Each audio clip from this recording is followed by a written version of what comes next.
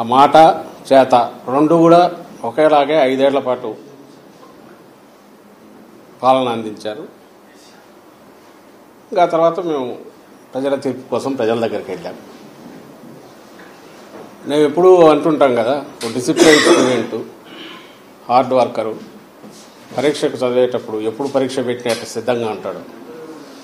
అలాగే ఏదో 4 క్వశ్చన్లు చూసుకొని పోయి అవే వస్తే బయటపడదాం, లేకపోతే కాపీలు కొడదామని కాకుండా హార్డ్ వర్క్ నమ్ముకొని, ఈ కేసులో ప్రజలు నమ్ముకొని ప్రజల కోసం నిలబడి చేశాక పరీక్ష రాశాక 100% టార్గెట్ పెట్టుకుంటాం, 100% రావాలని కోరుకుంటాం. అట్లే రాస్తారు కూడా. అలాగే ఇక్కడ కూడా అదే చేశాం.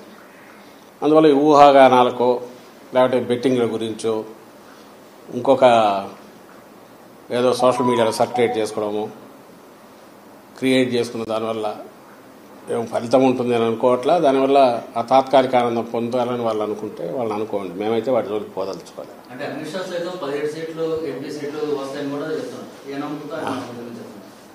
బహుశా బీజేపీ వాళ్ళు ఎవరు మాట్లాడినా, ఇంక్లూడింగ్ ఆయన అమిత్ షా గారితో సహా, ఈ మనది 4th ఫేజ్లో జరిగింది, 7 phases. వాళ్ళకి అక్కడ నార్త్లో ఏదో ఇదవుతుంది అనేది ఊహాగానాలు నడుస్తున్న నేపథ్యంలో మాకు సౌత్లో బ్యాలెన్స్ అవుతుందని చెప్పుకోవడానికి, లేదా అక్కడ ఓటర్లను ఇంప్రెస్ చేయడానికి ఆ ప్రచారం చేసుకుంటున్నారేమో నాకు తెలియదు. కానీ ఎందుకంటే బ్యాలెట్ బాక్స్లో ఈవీఎంలో అన్ని నిక్షిప్తమైనాక ఇంకా దాని గురించి ఊహాగానాలతో ఇప్పుడు అవసరమేముంది. ఆయన ఆ మాట అంటున్నాడంటే బహుశా ఈ 3 ఫేజుల మీద దాని ఇన్ఫ్లుయెన్స్ ఉంటుందని ఆయన కానీ ప్రధాని కానీ అనుకుంటుండొచ్చు, లేదా ఆ పార్టీ నాయకులు అనుకోవచ్చు. కూటమిలో ఉన్నారు కాబట్టి ఇక్కడ మేము వస్తాము, ఇక్కడ ఇన్ని సీట్లు వస్తున్నాయంటే మిగిలిన చోట్ల ఓటర్ కూడా ఎలాగో వీళ్ళే గెలుస్తారు, బీజేపీ కూటమి వస్తుంది, ఎన్డీఏ కూటమి వస్తుంది అని అనుకుని అక్కడ కూడా ఓట్లు వేస్తారని వాళ్ళ ఆశ కావచ్చు. అంతే తప్ప దానికి అంతకుమించి పెద్ద వాల్యూ ఉంది అని నేను అనుకోను.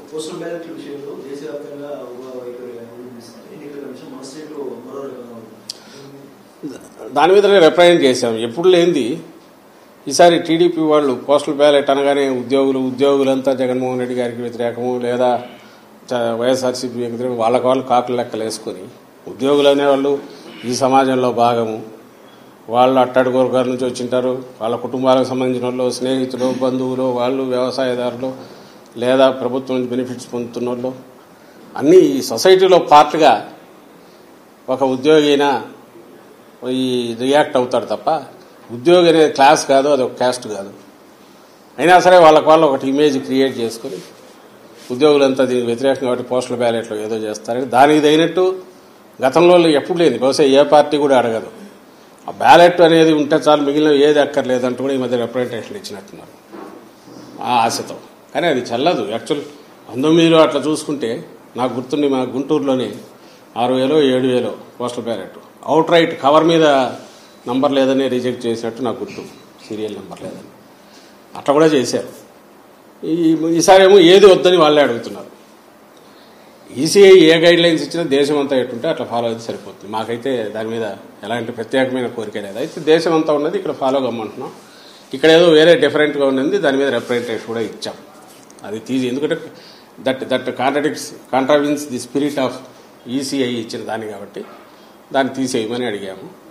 అట్లా చేయకుండా ఉంటే బాగుండేది. మరి ఎందుకు చేశారో వాళ్ళే ఈసీఐ చెప్పాలి.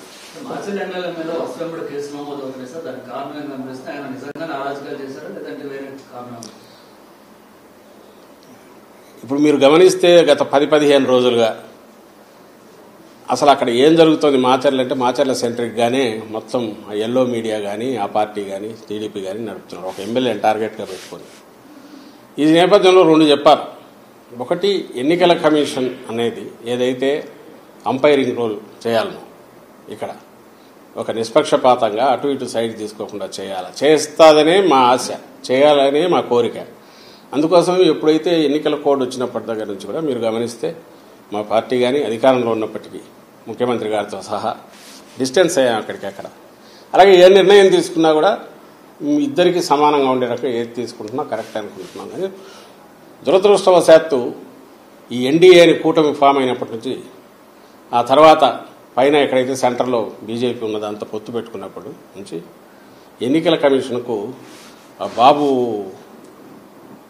దోమపోట్లాగా బాబు కాటో లేక బాబు వైరస్ ఏదో సోకినట్టుంది, ఇన్ఫెక్షన్ వచ్చిందేమో అని అనిపిస్తుంది. అది ఎంతవరకు పోయిందంటే ముందు అనుమానంగా ఉండేది, ఇప్పుడు నిజమని కూడా అనిపించే రకంగా ఎన్నికల కమిషన్ వ్యవహరిస్తున్న తీరు. ఇప్పుడు ఆల్ ప్రాక్టికల్ పర్పసెస్ ప్రభుత్వాన్ని ఎవరు నడుపుతున్నారంటే ఎన్నికల కమిషన్ నడుపుతోంది, ఆంధ్రప్రదేశ్ ప్రభుత్వాన్ని కాదు, ఎక్కడైనా సరే. అది ఎంత జోక్యం చేసుకుంటోంది ఇప్పుడంటే, ఇప్పుడు మీరన్న ఈ కేసుకు సంబంధించి మాచర్ల కేసులో కూడా అది కనిపిస్తుంది. అక్కడ ఆ రోజు ఈవీఎం జరిగిన సంఘటన ఏదైతే ఉందో దాని మీద మీరు పోవడానికి అసలు ఆ వీడియో ఎక్కడి నుంచి వచ్చింది దాని లేదు. అలాంటి వీడియోలు మిగిలినవి ఎందుకు రిలీజ్ చేయాలంటే వాటిని రిలీజ్ చేయరు ఎలక్షన్ కమిషన్. నువ్వు నిష్పక్షపాతంగా వ్యవహరిస్తున్నావు అంటే ఎక్కడెక్కడ ఈవీఎంలు డ్యామేజ్ అయినా ఉన్నాయో అవన్నీ బయట పెట్టాలి. బయట పెడుతూ దానికి ముందు తర్వాత జరిగినవి ప్రెమిసెస్లో ఏం జరిగిందో కూడా బయటకు రావాలి. అది ఎందుకు చేయట్లా? ప్లస్ ఆ వీడియో బయటకు వచ్చింది ఎట్లొచ్చింది, వీడియో బయటకు వచ్చిందంటే మాకు తెలియదు సంబంధం లేదనడం కాకుండా ఇమ్మీడియట్గా సీరియస్ కేసు పెట్టాలనా లేదా? కేవలం ఎన్నికల కమిషన్ ఆధ్వర్యంలో ఉంది కాబట్టి మిమ్మల్ని అడుగుతాం. ప్రభుత్వం ఆధ్వర్యంలో ఉంటే మమ్మల్ని ఎట్లయితే అడిగేవాళ్ళు, ఇప్పుడు ఎన్నికల కమిషన్ ఆధ్వర్యంలో అన్ని వ్యవహారాలు నడుస్తున్నాయి కాబట్టి ఎన్నికల కమిషన్ అడుగుతాం. అడిగాం, సమాధానం లేదు. అదే మాచర్ల కాన్స్టిట్యున్సీలో ఇంకా 5-6 చోట్ల ఈవీఎంలు డ్యామేజ్ అయ్యాయి అన్నారు. మరి అవన్నీ ఎందుకు బయటకు ఫీడ్ రిలీజ్ చేయట్లే? ఇదే పాల్వాయి గేట్ ఎక్కడ అంటున్నారో బయట వీడియోలు మేము చూపించాము, ఎన్నికల కమిషన్కి ఇచ్చాము. ప్రెమిసెస్లో అడ్డంగా కొడుతున్నారు న్యూట్రల్ ఓటర్స్ కానీ, వైఎస్ఆర్సీపీ ఓటర్స్ కానీ, లేకుంటే ఎస్సీ బీసీ మైనారిటీలకు చెందిన ఓటర్లను కానీ రానివట్ల టీడీపీ వాళ్ళు అడ్డంగా కొడుతున్నారు. ఈ కొడుతున్న వాటన్నిటి గురించి దాని గురించి ఏం తీసుకున్నారు? అన్నిటికంటే ముఖ్యంగా ఎవరు రీపోలింగ్ అడుగుతారు? బాధితుడు అడుగుతాడు. ఎందుకు టీడీపీ అడగట్లా? ఎందుకంటే వాళ్ళు కంఫర్టబుల్గా ఉంది కాబట్టి, గుద్దుకున్నారు కాబట్టి, అడ్డంగా వేసుకున్నారు కాబట్టి, రిగ్ చేసుకున్నారు కాబట్టి వాళ్ళు అడగట్లా. అఫెక్ట్ అయినారు కాబట్టి మా వాళ్ళు అడుగుతున్నారు.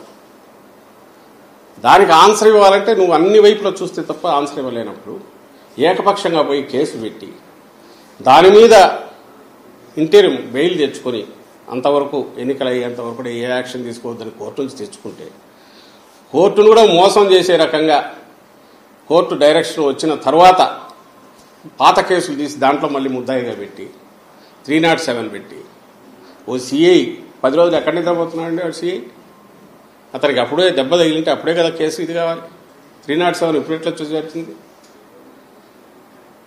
అది పెట్టి అది కూడా ఇప్పుడు కోర్టుది వచ్చిన తర్వాత మళ్ళీ 3 కేసులు ఉంటాయి అంటే వస్తే అరెస్ట్ చేయాలని ఈరోజు దాంట్లో కూడా ఇచ్చినట్టుంది. మళ్ళీ పెడతారో తెలియదు ఇంకొన్ని కేసుల్లో. ఈ విచ్ హంటింగ్ కానీ లేదంటే విండిక్టివ్ కక్ష సాధింపుతో కానీ ఎన్నికల కమిషన్ పోవాల్సిన అవసరం ఏమొచ్చింది? దానికి ఎన్నికల కమిషన్ పరిధిలో పనిచేస్తున్న ఇప్పుడు పోలీసు యంత్రాంగం ఎందుకు పోతుంది? ప్రజలు ఆలోచించాలి దీని గురించి. ఇంతకంటే క్లాసిక్ కేసు ఎక్కడైనా ఉంటుందో మేము వేగ్గా అనట్లా. రెండవది, ఆ సిఐ తరఫున ఒక అనాథరైజ్డ్ ప్రైవేటు ఒక అడ్వకేట్ లాయర్ వచ్చేసి తను రిప్రజెంట్ చేస్తారు గవర్నమెంట్ దీని నుంచి. ఎవరు పర్మిషన్ ఇచ్చారు? ఎట్లొచ్చాడు తెలియదు. అసలు ఎంతవరకు పోతున్నారంటే బెయిల్ ఇచ్చిన తర్వాత అతను నర్సరావుపేటకు వస్తే అక్కడే కోర్టు గైడ్లైన్స్ కూడా చెప్పింది, నువ్వు నర్సరావుపేటలో ఉండు, కిందికి పోవద్దని. అక్కడే అతని సర్వేలెన్స్ పెట్టండి అంటే మేము సర్వేలెన్స్ పెట్టడానికి అతను ఇక్కడ లేడు కాబట్టి అతను పిలిపించండి, మేము సర్వేలెన్స్ పెట్టాలి కదా అంటే అది వయలేషన్ అంట. ఏమన్నా అర్థం ఉందండి? అంటే ఆ ఎక్స్టెంట్కి ఎందుకు పుష్ చేస్తున్నారు? పోనీ అందరి మీద ఇదే చేస్తున్నారా? మరి తాడిపత్రిలో నాకు తెలిసి ఆ అభ్యర్థి మీద ఇంకా కేసులు ఉన్నట్టున్నాయి. వాడి జోలికి పోవట్లా. అక్కడ నాన్ బెయిలబుల్ పెట్టచ్చు, ఇంకోటి చేసి అక్కడ చేయట్లా. ఒక్క మాచర్ల మీదే ఇది పెడుతుంది. ఇంకా అనుమానాలు రావా? అనుమానాలు రావడం ఏంది? రుజువు కావట్లేదు. అక్కడ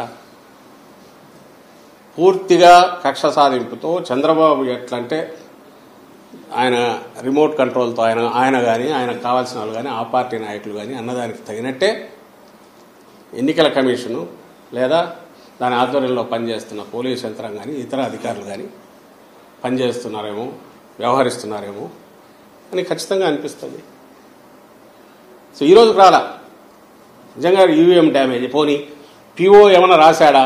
PO log book main criteria అయినప్పుడు, ప్రాతిపదిక అయినప్పుడు పోలింగ్ ఆగిందని కానీ ఇంకోటని రాశారు. మరుసటి రోజు కేసు పెట్టారు అన్ఐడెంటిఫైడ్ అని కానీ ఏదో పాల్వాయి గేట్ విషయం దాంట్లో లాగ్ బుక్లో రాలే కదా. అదే కదా యాడ్ స్టిక్ మీకు ఒక వీడియో. పోనీ ఆ వీడియో నువ్వే ఒప్పుకుంటున్నావు, ఈసీ మాకు తెలియదు అది ఎట్లా బయటకు వచ్చిందని. మరి ఒరిజినల్ ఏముంది? రిలీజ్ చేయి. దాంతోపాటు మిగిలిన 6-7 అన్నీ రిలీజ్ చేయి. తెలిసిపోతుందిగా ఏం జరిగింది అక్కడ.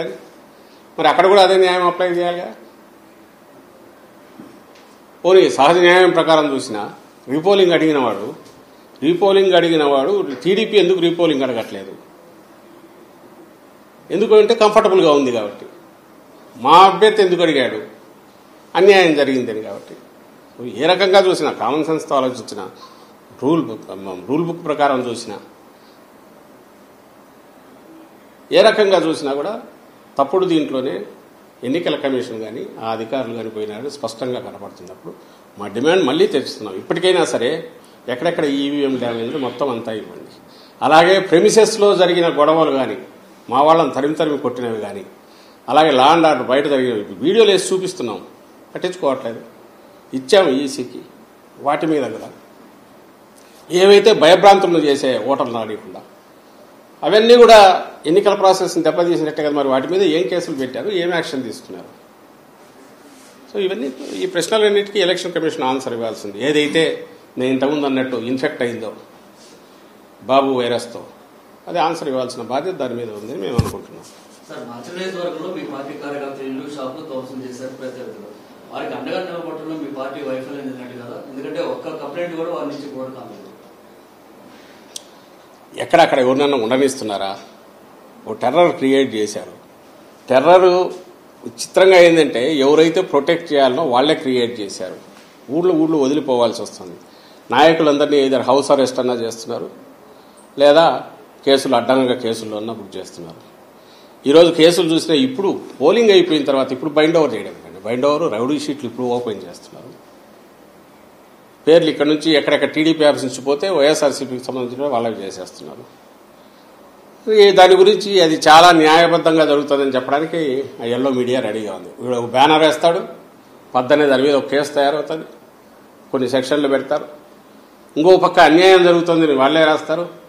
మీరు ఇంతకుముందు అడిగిన దాంట్లో కార్యకర్తలను పట్టించుకొని వైఎస్ఆర్సీపీని కూడా వీళ్ళే రాస్తారు.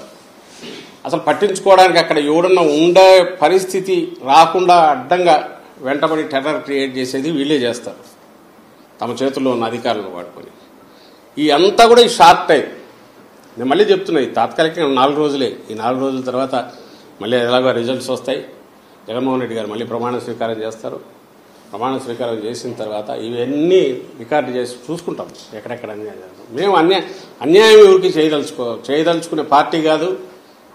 మీ చంద్రబాబు నేను ఎప్పుడు చెప్తుంటాను, ఆయన లాస్ట్ టైం ఎన్నికల కమిషన్ మీదకి దాడికి ఎట్లా పోయినాడనేది చూస్తే జగన్మోహన్ రెడ్డి గారు వ్యవహరించే తీరు ఎంత ఎక్సెప్షనల్గా ఉంది అనేది కూడా అందరూ గమనిస్తారు. ఈయన ఎప్పుడు ఆ డిస్టెన్స్ మెయింటైన్ చేస్తున్నాడు, మా పార్టీ అది మెయింటైన్ చేస్తుంది. But at the same time ఎన్నికల కమిషన్ నిష్పక్షపాతంగా వ్యవహరిస్తుందని ఆశించిన ఎన్నికల కమిషన్ లేదా దాని ద్వారా ఆదేశాలు చెప్పి అధికార యంత్రాంగాన్ని దగ్గరికి తెచ్చుకొని టీడీపీ వ్యవహరిస్తున్న తీరు వల్ల ఏదైతే పరిస్థితి క్రియేట్ అవుతుందో ఈ నేపథ్యం దీనికి సంబంధించిన దాన్ని ఢీకొనాలంటే, తట్టుకొని ఇది చేయాలంటే అసలు మనుషులు అక్కడ నిలబడి ఎవరైనా సొలైజ్ చేయడమో, వాళ్ళని పరామర్శించడమో, అసలు బాధితులు బయటకు వచ్చి చేసేటట్టు ఉండే పరిస్థితి ఉందా? వన్ సైడ్ అటు సైడ్ తీసుకున్నారు. అధికార వ్యవస్థ అటు సైడ్ తీసుకుంది, ఎన్నికల కమిషన్ బ్లెస్సింగ్స్ దానికి ఉన్నాయి. దాంతో వస్తున్న ఇబ్బంది వల్ల ఏమి చేయలేని ఇది వస్తుంది. కానీ 4 రోజులు అన్నీ సెట్ అవుతాయి. ఐ థింక్ బాధితులు కూడా ఈ విషయంలో వాళ్ళకి అండగా పూర్తి పార్టీ ఉంటుంది. ప్రభుత్వంలోకి వచ్చిన తర్వాత వాళ్ళ గురించి కూడా ఖచ్చితంగా పట్టించుకుంటామని అయితే హామీ ఇస్తుంది.